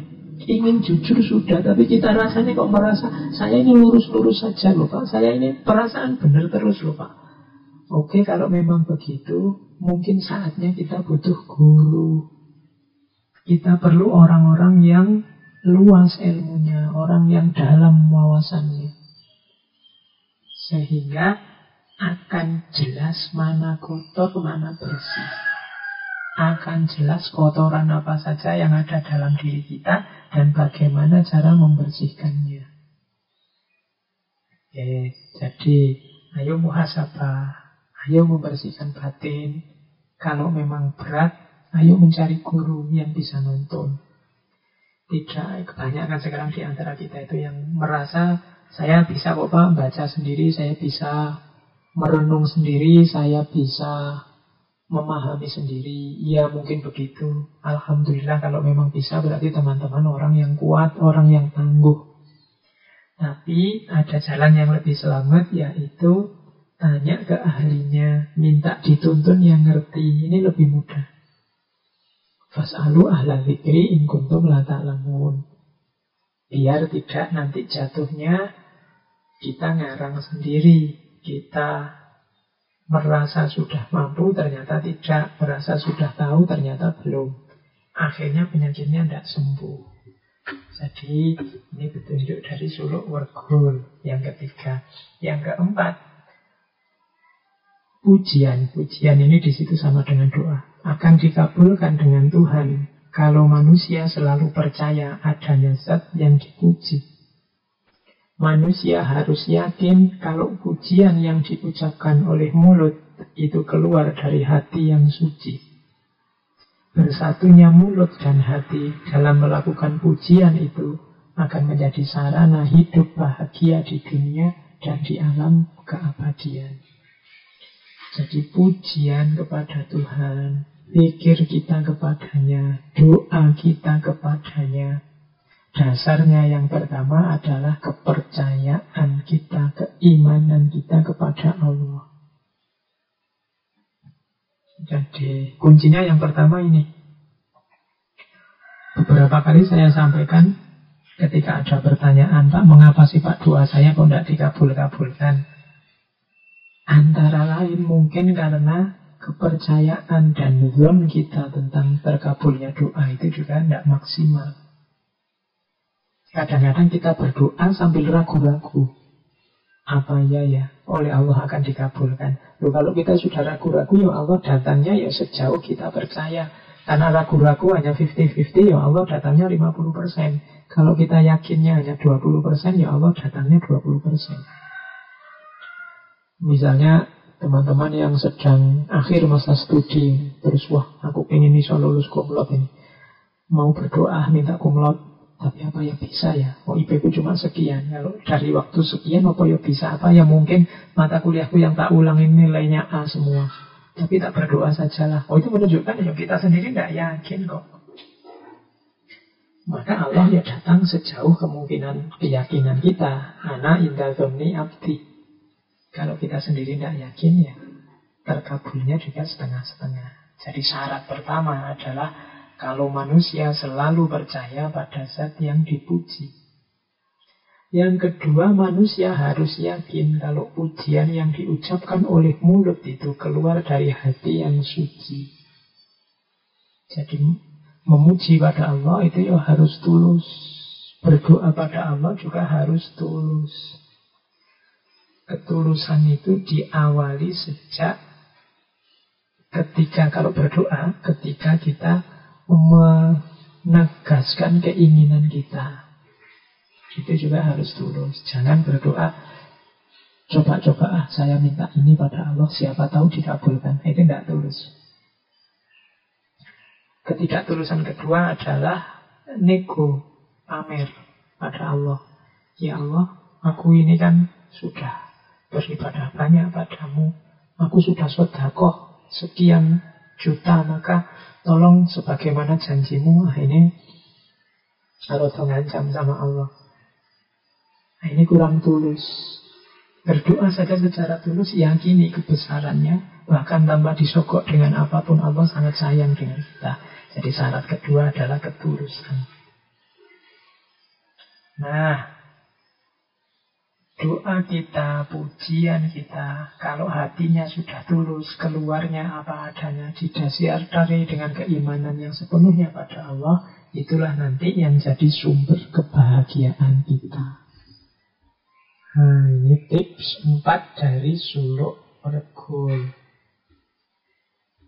Kalau sudah menjalani suluk dengan segala macam tekniknya, syariah, thoriqah, hakikatnya, langsung ya kita shortcut ke suluk jebeng. Suluk jebeng ini karyanya Sunan Bonang. Istilah jebeng itu adalah panggilan pada orang yang lebih tua, pada anak muda yang sedang mencari ilmu. Itu biasanya panggilannya antara lain jebeng dalam bahasa Jawa lama. Puncaknya suluk sekarang. Ini dalam suluk jebeng dijelaskan, ya puncaknya suluk itu tidak bisa dijelaskan. Puncak ilmu yang sempurna seperti api yang berkobar. Hanya bara dan nyalanya, hanya kilatan cahaya, hanya asapnya kelihatan. Ketahuilah wujud sebelum api menyala dan sesudah api padam, karena serba diliputi rahasia. Adakah kata-kata yang bisa menyebutkan? Jadi siapapun yang mencapai puncaknya suluk, kalau Imam Ghazali menyebutnya ma'rifat, kasyaf, nanti ada yang menggunakan istilah musyahadah dan lain sebagainya, ini tidak bisa dijelaskan, hanya bisa dirasakan. Maka yang tahu pasti hanya yang menjalani, bukan yang membaca bukunya. Dia seperti api berkobar, hanya bara dan nyalanya. Api berkobar itu kan yang kelihatan hanya baranya dan nyalanya. Kobarannya mana? Ya kita tidak tahu. Seperti ombak dan air, itu kan tidak bisa dipisahkan. Airnya ambilan, ombaknya buat aku, kan tidak bisa. Tapi penjelasannya memang susah. Hanya kilatan cahaya, hanya asapnya kelihatan. Maka ketahuilah wujud sebelum api menyala dan sesudah api padam. Ini menunjukkan bahwa hanya orang yang menjalani lakunya sejak awal yang akan tahu rahasianya. Karena serba diliputi rahasia. Tidak ada kata-kata yang bisa menjelaskan. Ini penjelasan tentang puncaknya suluk. Yang kedua, jangan tinggikan diri melampaui ukuran. Berlindunglah semata-mata kepadanya. Ketahuilah rumah sebenarnya jasad ialah ruh. Jangan bertanya, jangan memuja nabi dan wali-wali, jangan mengaku Tuhan, jangan mengira tidak ada padahal ada. Sebaiknya diam, jangan sampai digoncang oleh kebingungan. Nah, ini untuk yang melakukan perjalanan. Yang tidak melakukan perjalanan tidak bisa menjelaskan. Tapi yang tahu hanya yang ngalami. Meskipun nanti yang sudah ngalami Susah menjelaskannya dengan kata-kata. Meskipun demikian, bagi yang sudah mengalami puncaknya suluk, yang pertama apa? Jangan tinggikan diri melampaui ukuran. Jangan sombong. Jangan merasa lebih tinggi dari yang lain, lebih dekat dengan Allah daripada yang lain. Berlindunglah semata-mata kepadanya. Pokoknya kita bersandar saja sepenuhnya kepada Allah. Ketahuilah rumah jasad ialah roh. Maksudnya apa? Yang kelihatan adalah jasad, yang tidak kelihatan itu roh. Berarti apa? Yang lebih penting itu roh. Di situ kan rumahnya jasad adalah roh. Biasanya kan kita rumah. Roh itu tinggalnya di rumah jasad. Di sini dibalik. Kuncinya manusia itu adanya di roh, di batin. Maka selanjutnya jangan banyak bertanya. Rasakan saja. Nikmati saja kebersamaanmu dengan Allah. Jangan hanya fokus pada jasad lahiriah. Kalau kita ingin fokus ke jasad lahiriah, susah dijelaskan. Kata-kata susah menyebutkan. Maka tidak usah banyak bertanya, kamu nikmati saja. Kamu rasakan saja kedekatanmu dengan Allah. Kemudian ada petunjuk juga, jangan memuja nabi dan wali-wali. Para nabi, para aulia, ajaran dan macam-macam itu sarana media kita untuk menuju Allah. Maka jangan dibalik. Jangan memuja nabi dan wali-wali. Kita harus menghormati, bersyukur, sangat berterima kasih pada mereka, karena mereka membuat kita sampai pada Allah. Tapi jangan posisikan mereka di posisinya Allah. Demikian juga jangan mengaku Tuhan. Kalau sudah dekat sama Allah, sangat fokus pada Allah, bahkan merasa diri sendiri hilang, katanya Kanjeng Sunan Bonang, tetap jangan ngaku Tuhan. Kita masih manusia yang begitu disayang, begitu dirahmati oleh Allah, sehingga bisa melakukan perjalanan sampai padanya. Kemudian jangan mengira tidak ada padahal ada. Berarti apa? Jangan hanya melihat yang kelihatan saja. Jangan hanya percaya pada yang kelihatan saja. Banyak yang hakiki dalam hidup ini sifatnya tidak kelihatan. Kemudian sebaiknya diam. Biasanya orang yang tuntas itu lebih suka diam karena merasa sudah terbuka semuanya, sudah beres semuanya. Maka sebaiknya diam. Jangan sampai digoncang. Jangan mudah goyah. Karena orang yang sudah tuntas itu biasanya tidak mudah goyah. Jangan mudah goyah oleh kebingungan-kebingungan. Nah itu yang terus yang ketiga ini cuma simbolnya, isyaratnya. Pencapaian sempurna bagaikan orang yang sedang asyik tidur dengan seorang perempuan kala bercinta. Mereka tenggelam dalam keasikan, terlena hanyut dalam birahi. Jadi asiknya, nikmatnya, pengalaman puncak bersama Allah itu seperti asiknya kita kalau di situ ilustrasinya bersama perempuan. Yang jomblo-jomblo bisa dibayangkan lah. Kalau yang sudah nikah mesti ngerti. Loh, asiknya seperti itu. Dijelaskan nggak bisa. Kalau ada yang tanya, coba jelaskan enaknya apa sih? Nggak bisa. Yang ngalami saja yang ngerti. Yang nggak ngalami nggak ngerti. Asiknya seperti itu.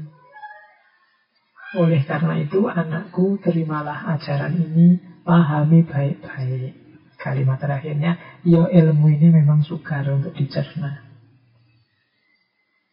Yang jelas, bersihkan diri, ayo memulai perjalanan. Sebenarnya intinya di situ.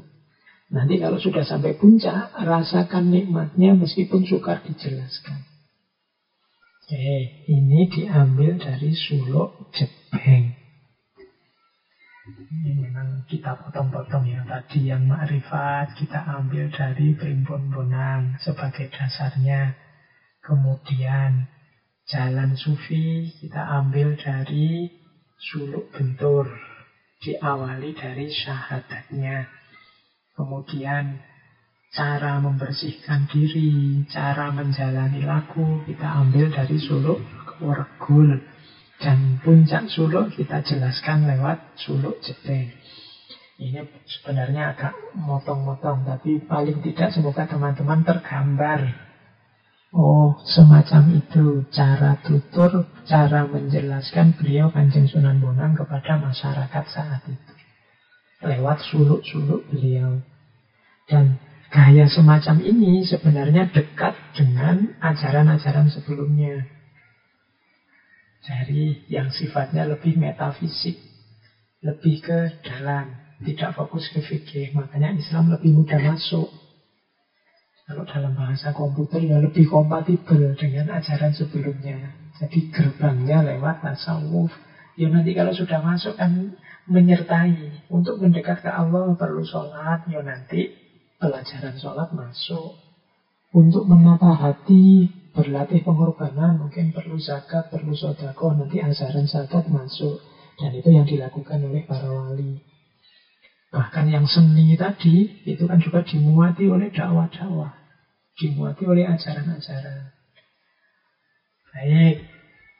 Sekarang kita buka suluk yang sangat terkenal dari Kanjeng Sunan Bonang untuk bagian terakhir sesi kita tentang Sunan Bonang, yaitu suluk Ujil. Suluk Ujil ini tidak terlalu panjang sebenarnya, cuma isinya dalam. Jadi isinya tentang hakikat dalam beragama. Ya tentu saja sebagaimana yang lain saya tidak bisa membaca semua. Semoga nanti kapan-kapan ada waktu kita bedah secara khusus suluk Ujil ini. Ujil ini nama seorang murid dari Kanjeng Sunan Bonang. Jadi Ujil ini murid yang gelisah. Sudah sekian lama menjelajah cari ilmu ke banyak guru, tapi dia merasa belum apa-apa, tidak punya apa-apa, tidak dapat apa-apa. Maka menghadaplah dia ke Kanjeng Sunan Bonang yang kalau di suluk Ujil ini disebut dengan Ratu Wahdat. Oke ya, kita coba buka dari halaman awal suluk Ujil. Itu yang saya beri nomor 1, 2, 3, 4, 5. Itu tadi bait urutannya. Saya mulai dari paling awal. Langsung terjemahannya ya bahasa Indonesia, biar yang tidak ngerti Jawa bisa menangkap. Yang tertarik dengan serat Ujil ini kamu googling lah. Sangat banyak orang sudah meneliti, memposting, bahkan sudah menerjemah, plus kalimat-kalimat aslinya dalam bahasa Jawa Tengahan. Oke, yang pertama, inilah cerita si Ujil. Berkata pada guru yang diabdinya, Ratu Wahdat. Ratu Wahdat nama gurunya. Bersujud ia di telapak kaki Syekh Agung yang tinggal di desa Bonang. Ia minta maaf. Ia ingin tahu hakikat dan seluk-beluk ajaran agama sampai rahasia terdalam. Jadi bait pertama ini menceritakan adanya seorang murid bernama Ujil yang menghadap gurunya yang bernama Syekh Wahdat yang tinggal di desa Bonang. Tujuannya apa? Ingin tahu hakikat seluk-beluk agama sampai dalam. Nah itu yang kedua kalimatnya Ujil. 10 tahun lamanya sudah Ujil berguru kepada sang wali, namun belum mendapat ajaran utama. Ia berasal dari Mojopahit, bekerja sebagai abdi raja, sastra Arab telah ia pelajari. Ia menyembah di depan gurunya, kemudian berkata seraya menghormat minta maaf. Jadi Ujil ini aslinya dari Mojopahit. Sekarang berguru pada Sunan Bonang, Ratu Wahdat, sang wali yang tinggal di Bonang. Dia sudah ngaji banyak kitab-kitab, makanya sastra Arab dia sudah tuntas. Mungkin fikih-fikih kitab dasar cara beragama dia sudah ngerti semua, sudah ngajinya tuntas. Tapi dia merasa masih belum dapat apa-apa, belum mendapat ajaran utama. Maka dia nekat, protes, tanya dan minta ke gurunya. untuk diberi ajaran utama, seraya menghormat dan minta maaf. Dengan tulus saya mohon di telapak kaki Tuan Guru. Mati hidup hamba serahkan. Sastra Arab telah Tuan ajarkan, dan saya telah menguasainya. Namun tetap saja saya bingung. Mengembara ke sana kemari, tak berketentuan. Dulu hamba berlakon sebagai pelawak. Bosan sudah saya menjadi bahan tertawaan orang. Jadi ini yang pertama, si Wujil ini menyatakan pada Kanjeng Sunan Bonang, dengan tulus saya mohon Guru, saya pokoknya pasrah hidup mati. Kalau yang semua Tuan Guru ajarkan, semua jenengan kajikan, yang sastra Arab tadi dalam bahasa Arab, saya sudah mengerti semua sudah. Tapi kok masih tetap tidak tenang. Saya masih bingung. Rasanya masih melayang, belum mantap. Dulu hamba berlakon sebagai pelawak. Ini mungkin untuk menertawakan dirinya sendiri. Bahwa selama ini aku ini kaya pelawak. Hidupnya membuat orang tertawa. Jadi dia hanya jadi bahan tertawaan orang. Bosan sudah saya, katanya Wujil. Oke. Ya Syekh Al-Mukarram, uraikan kesatuan huruf dulu dan sekarang. Yang saya pelajari tidak berbeda. Tidak beranjak dari tatanan lahir. Tetap saja tentang bentuk luarnya. Saya meninggalkan Mojopahit, meninggalkan semua yang dicintai, namun tidak menemukan apapun sebagai penawar. Jadi dia sudah menjelajah kemana-mana. Kemudian dulu dan sekarang dia sudah belajar macam-macam. Dan dia simpulkan ternyata tidak ada bedanya kok ajaran-ajaran dulu dan ajaran sekarang itu. Tapi semuanya dia tidak puas. Karena yang diajarkan hanya tatanan lahirnya saja, bentuk luarnya saja. Sampai dia meninggalkan Mojopahit, meninggalkan semua yang dicintai. Tapi tetap belum menemukan yang memuaskan hatinya. Diam-diam saya pergi malam-malam mencari rahasia yang satu dan jalan yang sempurna. Semua pendeta dan ulama hamba temui agar terjumpa hakikat hidup. Akhir kuasa sejati, ujung utara selatan, tempat matahari dan bulan terbenam. Akhir mata tertutup dan hakikat maut. Akhir ada dan tiada. Jadi ini si Wujil ini menceritakan susah payahnya dia mengembara mencari ilmu. Mencari ilmu yang dalam, yang hakiki. Selama ini dia merasa hanya dapat ilmu-ilmu yang lahiriah saja, yang tidak mendalam. Semua pendeta, semua ulama dia temui. Sampai ke ujung utara, ujung selatan, sampai tua menjelang maut juga masih belum ketemu yang sejati. Itu yang kelima, dilanjutkan. Nah, ini kemudian responnya Kanjeng Sunan Kalijogo, Kanjeng Sunan Bonang. Dari sini nanti dimulai petuah-petuah dari Kanjeng Sunan Bonang terhadap Wujil. Nanti di bagian akhir memang Kanjeng Sunan Bonang ini memerintahkan Wujil untuk menghadap Syekh Malaya. Syekh Malaya ini ya Kanjeng Sunan Kalijogo. Jadi di bagian belakang serat Wujil ini nanti ada juga petuah-petuah nasihat dari Kanjeng Sunan Kalijogo. Yang waktu itu disebut Syekh Malaya, berarti tinggalnya masih di Malaka. Kalau dalam ceritanya ya antara lain gurunya Sunan Kalijogo waktu bergelar Syekh Malaya dan di Malaka itu Nabi Khidir. Nah, ini jawabannya Sunan Bonang. Ratu Wahdat tersenyum lembut. Hai Wujil, sungguh lancang engkau. Tuturmu tak lazim. Berani menagih imbalan tinggi demi pengabdianmu padaku. Tak patut aku disebut sang arif, andai hanya uang yang diharapkan dari jerih payah mengajarkan ilmu. Jika itu yang kulakukan, tak perlu aku menjalankan tirakat. Sunan Bonang yang menerima Wujil yang gelisah ini, tersenyum, terus bilang, "Ala Wujil, sungguh lancang ini mungkin menyentil muridnya si Wujil, tuturmu tak lazim." Ini kan si Wujil ini sudah bertahun-tahun belajar sampai pinter ngerti sastra Arab, merasa belum apa-apa. Terus protes ke Kanjeng Sunan Bonang. Kata Sunan Bonang, "Tuturmu tak lazim, berani menagih imbalan tinggi. Kamu ini kayak orang nagih balasan dari pengabdianmu padaku."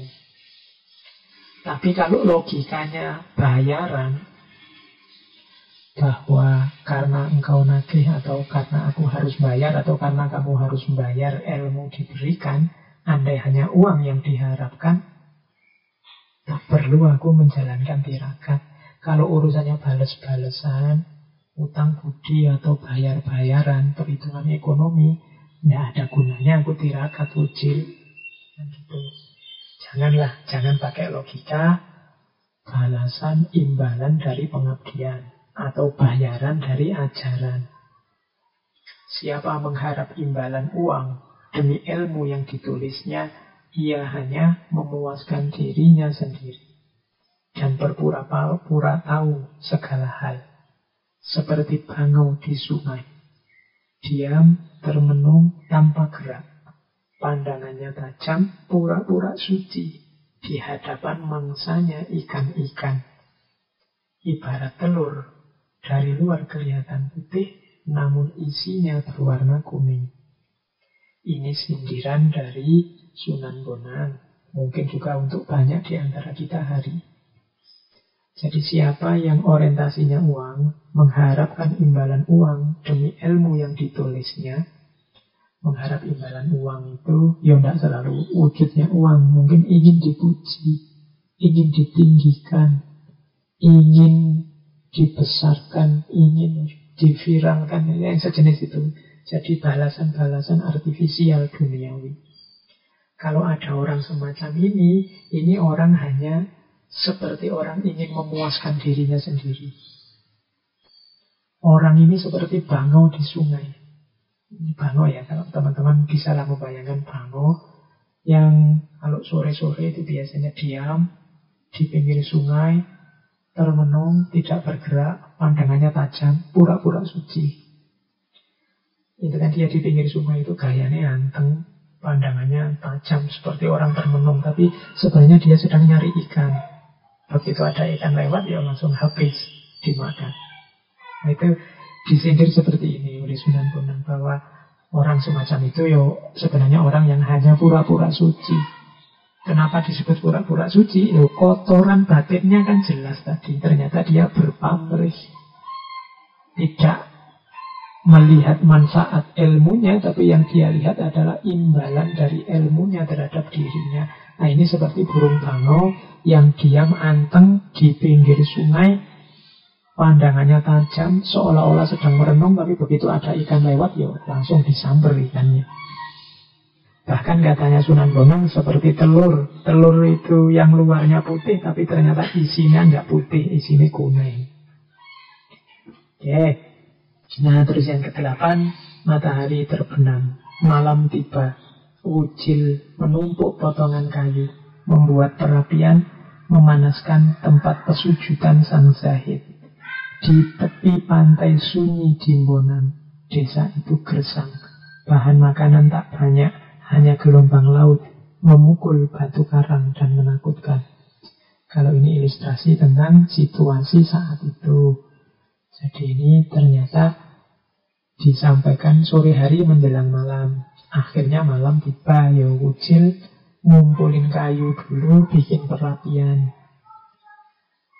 Apalagi situasinya dekat laut, biar tidak gelap. Oke, setelah semuanya beres, masuk ke bait ke-9. Sang Arif lembut berkata, "Wahai Wujil, kemarilah."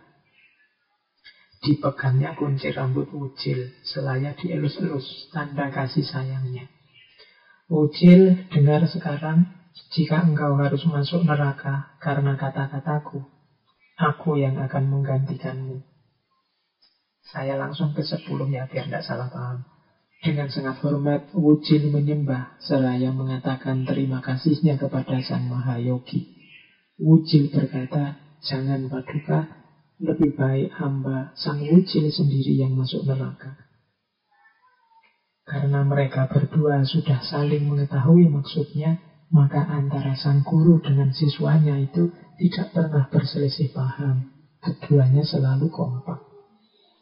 Jadi di bait yang ke-9 ini diawali oleh pernyataan sayangnya Sunan Bonang pada muridnya. Dielus-elus kepalanya, dipegang kucirnya.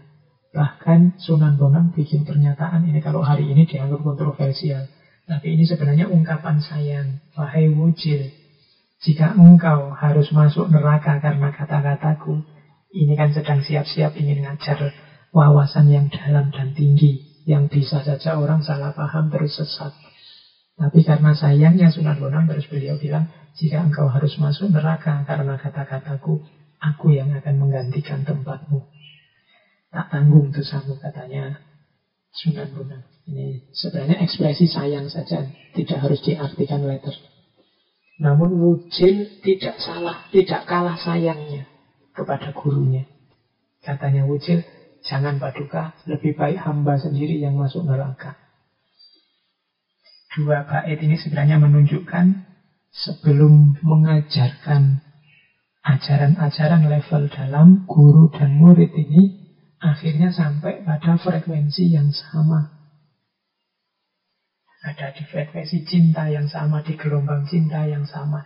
Jadi akhirnya dua-duanya sama-sama terbuka dan siap untuk menyampaikan ajaran yang kalau hari ini disebut ajaran rahasia. Karena mereka berdua sudah saling mengetahui maksudnya, maka antara sang guru dan siswanya itu tidak pernah berselisih paham. Keduanya selalu kompak. Itu diperjelas di kalimat terakhir di bait ke-10. Nah, kemudian bait ke-11 ini dari Suluk Wujil saya potong sampai bait 11 ya. Nanti kapan-kapan, entah waktunya kapan, kita bahas lagi kelanjutannya. Ingatlah Wujil, waspadalah, hidup di dunia ini jangan ceroboh dan gegabah. Sadarilah dirimu bukan yang hak dan yang hak bukan dirimu. Orang yang mengenal dirinya akan mengenal Tuhan, asal-usul semua kejadian. Inilah jalan ma'rifat sejati. Jadi, nasihat paling awal yang diberikan oleh Kanjeng Sunan Bonang adalah hati-hati hidup di dunia ini jangan sembrono. Mau ngomong apa, mau melakukan apa, mau nulis posting apa, gitu kalau pakai bahasa hari ini, dipikir dulu berkali-kali lipat. Karena kita ini manusia. Kalau tidak hati-hati, sangat mudah terjatuh pada kekeliruan dan kesalahan. Makanya sadarilah dirimu bukan yang hak dan yang hak bukan dirimu. Engkau bukan Tuhan dan Tuhan bukan engkau. Setinggi apapun makom kau capai lewat suluk tadi, meskipun sampai puncak, tetap saja harus kamu sadari engkau bukan Tuhan dan Tuhan bukan dirimu. Tugasmu apa? Kenali dirimu. Orang yang mengenal dirinya akan mengenal Tuhannya. Tuhan inilah asal-usul semua kejadian. Inilah jalan ma'rifat sejati. Jadi ma'rifat yang sejati itu diawali dari mengenal diri. Kalau sudah mengenal diri, akan kenal dengan Tuhan. Caranya macam-macam. Di Abdus Somad Al-Falimbani kemarin ini juga dijelaskan. Maksudnya mengenal diri, mengenal Tuhan. Jadi kesadaran kita akan diri kita pada akhirnya akan menghadirkan kesadaran akan Tuhan. Dan jangan salah, kalau sudah mengenal Tuhan, akan kenal hakikat hidup dunia dan alam semesta ini seisinya. Kenapa? Karena Tuhanlah asal-usul semua kejadian, asal-usul alam semesta. Inilah nanti yang dikenal dengan nama makrifat. Nah, ini di bait ke-11. Jadi, ya kita potong di bait 11 dulu. Nanti kapan-kapan, kalau ada waktu, mungkin situasinya memungkinkan, forumnya memungkinkan, kita bedah lagi Suluk Wujil. Nah, terakhir saya ingin menyinggung sebentar ini. Ini lagu yang populer sekali, dikenal di mana-mana, Tombo Ati. Ini memang kalau untuk Indonesia, untuk Jawa itu Sunan Bonang dipandang yang membawa syair ini yang sekarang jadi lagu. Meskipun sebenarnya 5 hal yang disebut Tombo Ati itu sudah pernah dibahas oleh beberapa ulama. Misalnya yang terkenal sebenarnya syair ini berasal dari ulama yang bernama Syekh Ibrahim bin Ahmad, atau yang dikenal dengan nama Abu Ishaq Al-Khawas, ulama dari abad ketiga Hijriyah. Kemudian syair ini juga tentang 5 hal ini juga disinggung juga kalau teman-teman pernah membaca kitab Al-Adhkar. Jadi isinya memang indah. Obatnya hati dari kegalauan, dari masalah, dari kesumpekan hidup itu ada 5. Yang nomor 1, mojo Quran lan maknane. Itu dalam naskah aslinya yang bahasa Arab bunyinya qiraatul Quran bitadabbur. Kenapa harus bitadabbur? Karena dengan merenungi maknanya akan ada banyak solusi kita dapatkan menghadapi problem-problem hidup kita. Insya Allah solusi-solusi itu akan bermanfaat. Makanya kalau hati sedang sumpek, sedang ruwet, ayo baca Al-Quran. Tapi plus maknanya juga. Kalau hanya membaca tanpa paham maknanya, ya manfaat ketentraman batinnya ada. Tapi lebih maksimal kalau ditadabbur. Nah, ada maknanya yang kemungkinan besar juga akan bermanfaat jadi solusi terhadap problem kita. Yang kedua, sholat wengi lakonono. Sholat malam lah, qiyamul lail. Qiyamul lail itu sebenarnya menjelaskannya mudah. Di situ ada ketenangan, di situ ada kedekatan dengan Allah. Ketenangan dan kedekatan ini penting saat kita menghadapi masalah. Yang ketiga, wong kang soleh kumpulono, mujalasatus sholihin. Kita ini lemah, kita ini banyak kekurangan, tapi kalau kumpul dengan orang-orang soleh, insya Allah kita juga ketularan cahaya dari mereka. Kita sedikit-sedikit akan mendapat percikan cahaya dari mereka yang menerangi hati kita yang sedang galau, sedang gelap. Kadang-kadang kan kalau kita jejer ulama tertentu, jejer para sholihin tertentu, tidak ngomong cuma jejer saja, kadang lihat fotonya saja, batin kita ikut tentram. Itu gunanya mujalasatus sholihin. Yang keempat, weten engkang luwe.